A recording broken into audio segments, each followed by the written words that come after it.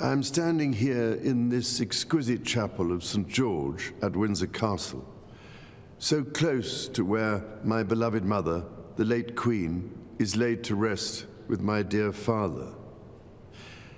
I am reminded of the deeply touching letters, cards, and messages which so many of you have sent my wife and myself, and I cannot thank you enough for the love and sympathy you have shown our whole family. Christmas is a particularly poignant time for all of us who have lost loved ones. We feel their absence at every familiar turn of the season and remember them in each cherished tradition.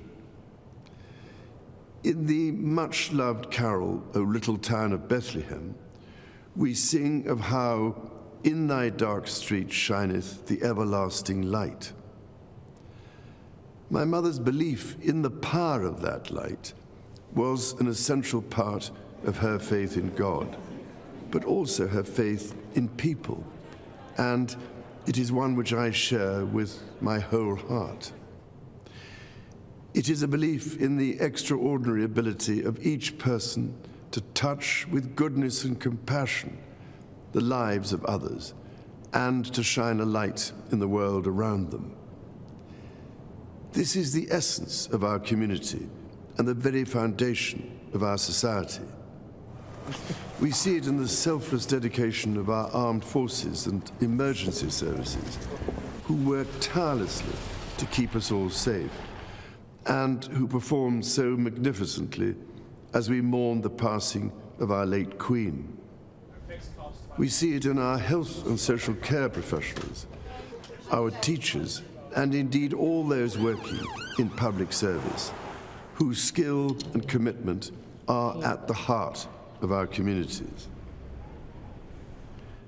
And at this time of great anxiety and hardship, be it for those around the world facing conflict, famine, or natural disaster, or for those at home finding ways to pay their bills and keep their families fed and warm, we see it in the humanity of people throughout our nations and the Commonwealth who so readily respond to the plight of others.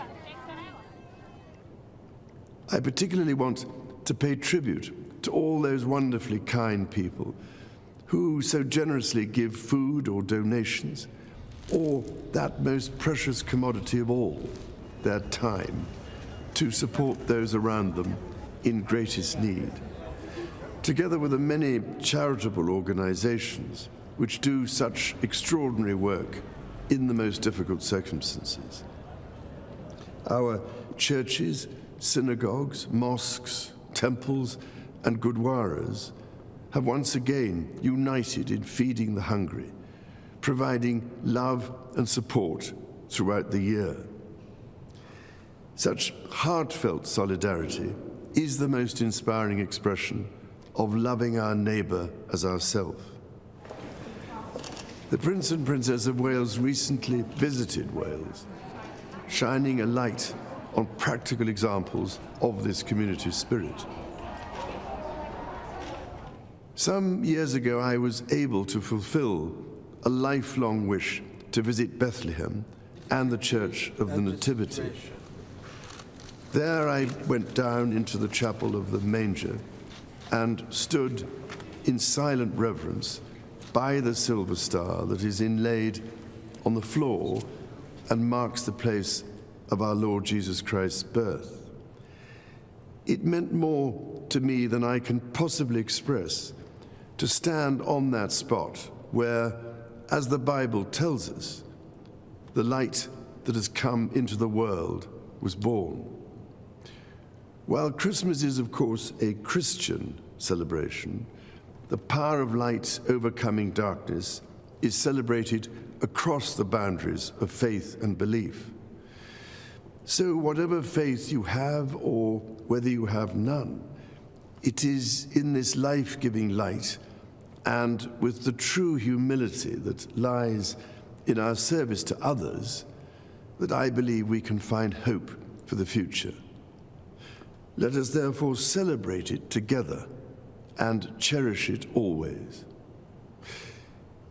With all my heart, I wish each of you a Christmas of peace, happiness, and everlasting light.